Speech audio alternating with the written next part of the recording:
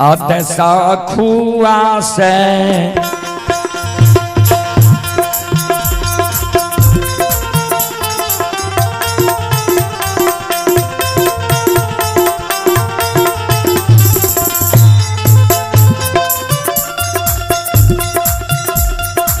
हे हो बजरंगी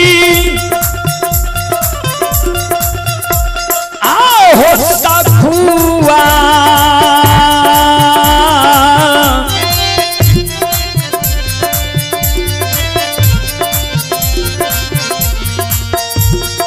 हुआ से उपटाइए के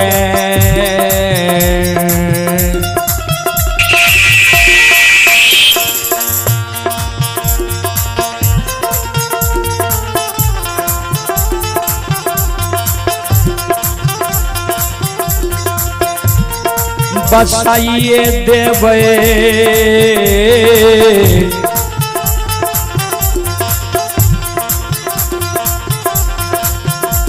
बजरंगी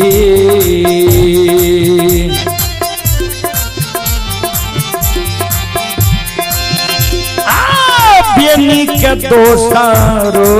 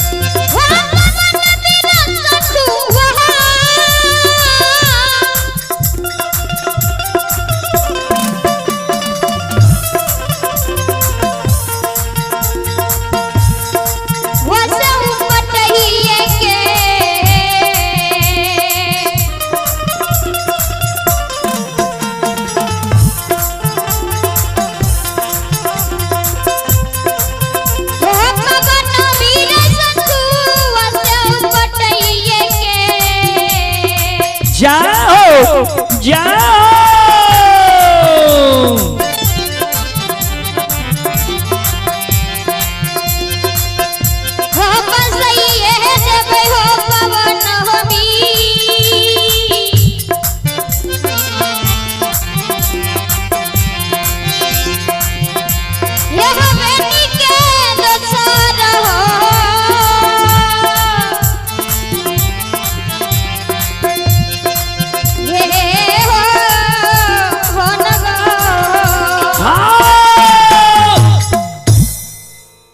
बेनी का सखुआ सुपटा के दोसर गांव में जाके बसा देवे नहीं बेनी सखुआ में रहते अन्याय वंश खानदान बाढ़ते अन्य धर्म में कलंक लागता है। ध्यान दो धर्मराज बाबा के शब्द सुनकर बजरंग बली अंधु बाबा का इशारा करके अंधु बेनी के गला में माला दियो, हाथ में ताम तुलसी शालिग्राम दियो, बेनी के सत्यनाम बुला लियो।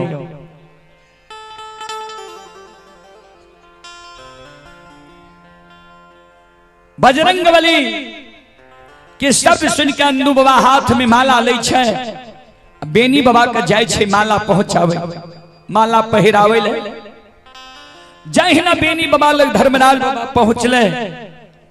बेनी बाबा ठेगुन छबा पानी में जे खड़ा रहे, बेनी बाबा आवाज लगा भाई सरकार सुनो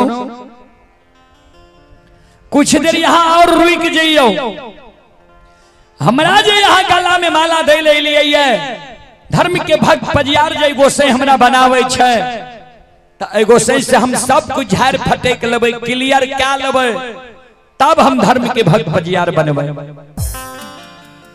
यहाँ सब कने एगो सही ठेक लेला, हम एकरा ठकाइल नहीं देबे।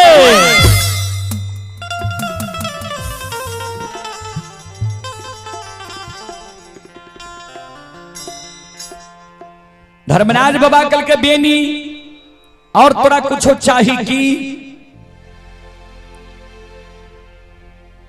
बेनी बाबा कल के सरकार सुनू, सब कुछ झाड़ फटे के लिए क्लियर क्या लिया, तब हमारा धर्म के भक्त बजियार बनाबू। सुनू, यहाँ अपना मुंह से कहलिए जे 3 दिन से तोरा पाछा लागल छिय, तोहर औठेर क्या रहलिए भक्ति के बस में। तो 3 दिन से जे सरकार हमरा पाछा लागल छिए यहाँ, तो कौन एहन नीक चीज हमरा में यहाँ के मिल गेलिए जे हमरा आय गंगा में बांध के सरकार धर्म के भक्त बजियार बना रही, प्रचारक प्रसारक बना रही है। हमरा बता दिया कौन कारण हमरा धर्म के भक्त बजियार बनबै छी, कौन लोभ से किया? तो बूढ़ा बाबा सब सखुआ में कहे रहे, ध्यान देबै।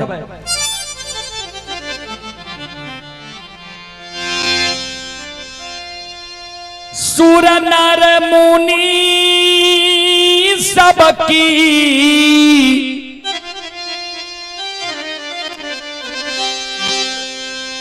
यही है रीति,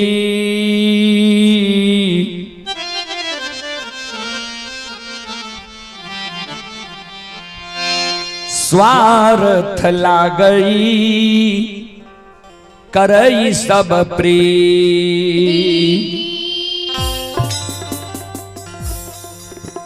सूर नर मुनि सब की यही है रीति, स्वार्थ लागई करई सब प्रीति। सूर माने देवता, नर माने ई मानव, मुनि माने भगवान के मनन करे वाला, मनावे वाला। एकरा सबके रीति रिवाज छिए, कोई ककरो से दोस्ती करे छे, प्रीत करे छे, स्वार्थ के वशीभूत। तो यहाँ के सरकार हमरा से कौन स्वार्थ ये, हमरा कह दियो उ काज हमरा सहित, तब ने हमरा यहाँ धर्म के भक्त बजियार बनेबा। धर्मराज बाबा कल के हाँ तोरा से हमरा स्वार्थ छे। कल के कौन स्वार्थ ये कह दिया। कल के ठाकुर जी सुनो,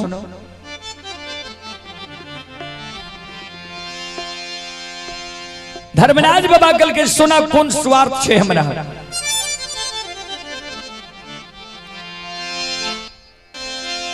हे हो भक्ति के कारण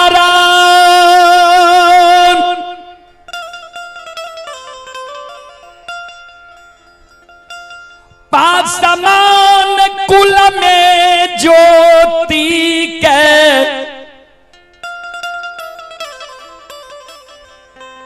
धर्म के भक्त पंजियार बनलिए।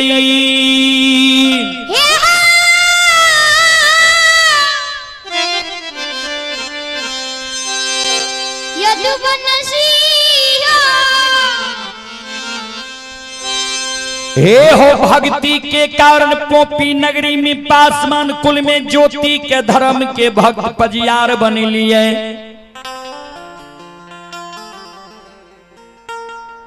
सांझ के कारण तेल के कारण उज्जैनी नगर में उदय शाह के धर्म के भक्त पंजियार बनलिए।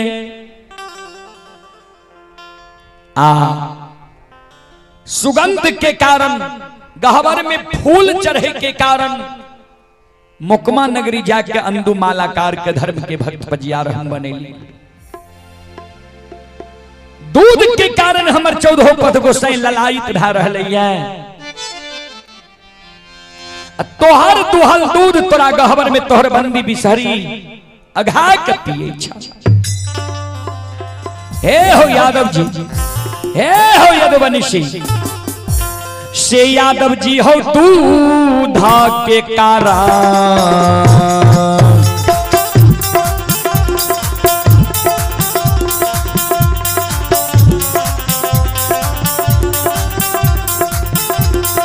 कारण हो।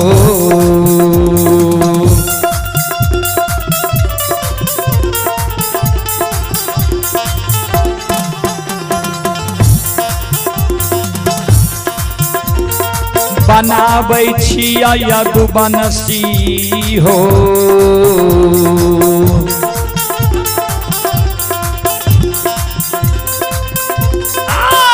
तोरा धर्म के हो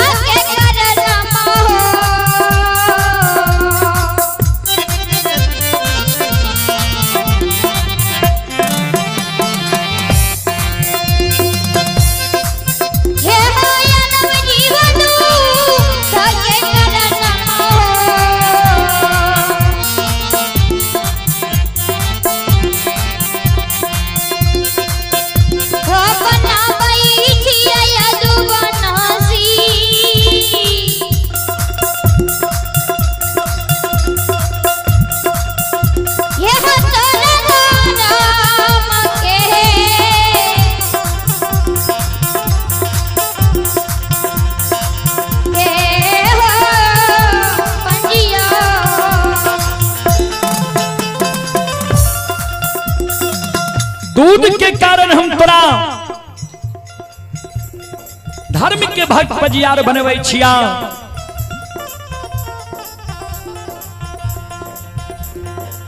ऐ गंगा में तोरा हम हाथ में ताम तुलसी शालिग्राम दबाओ गला में माला दबाओ धर्म के भक्त बजियार बन जा प्रचारक प्रसारक बन जा। चले पुरस्कार की ओर।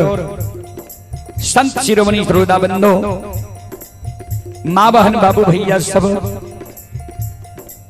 आप हैं ब्यूटी कुमारी रोशनी कुमारी पिता फूलो यादव। श्रद्धालु की ओर से श्रद्धा की स्टात भरी उदार दिल से शानदार 101 रुपए की पुरस्कार आए हैं और आप हैं संत शिरोमणि श्रोता बंधो भूपेन्द्र यादव सुहत भरना के निवासी हैं। भूपेन्द्र बाबू की ओर से शानदार 51 रुपए की पुरस्कार आए हैं। श्रद्धालु को बहुत बहुत धन्यवाद, लाख लाख शुक्रिया, बहुत बहुत साधुवाद। जय हो दानी श्रद्धालु की जय हो, जय हो दानी श्रद्धालु के समस्त परिवार की जय हो। और आप हैं श्रोता सज्जन वृंद माँ बहन बाबू भैया सब लव और कुश कुमार पिता सिकेंद्र शर्मा 101 रुपए की पुरस्कार आए हैं। श्रद्धालु को बहुत बहुत धन्यवाद, लाख लाख शुक्रिया, बहुत बहुत साधुवाद। जय हो दानी श्रद्धालु की जय हो, उनके समस्त परिवार की जय हो।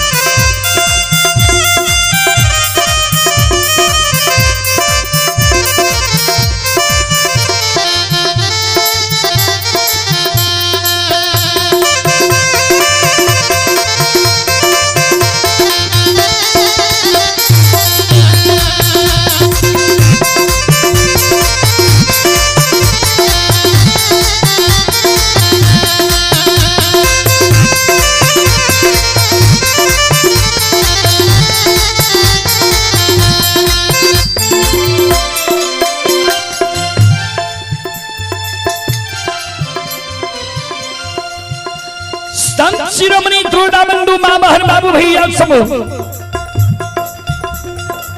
भगवान के लीला दुनिया में अगम अपारी है। आओ ये भागवती है भजन के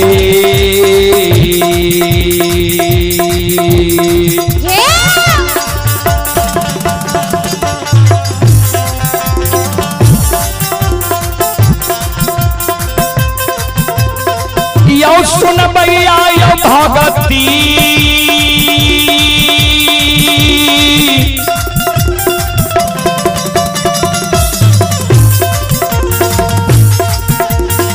दियो भजन के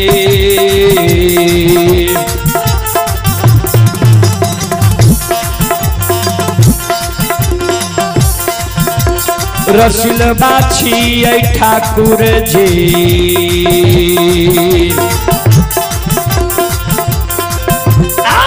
बाबा दुलारुआ हो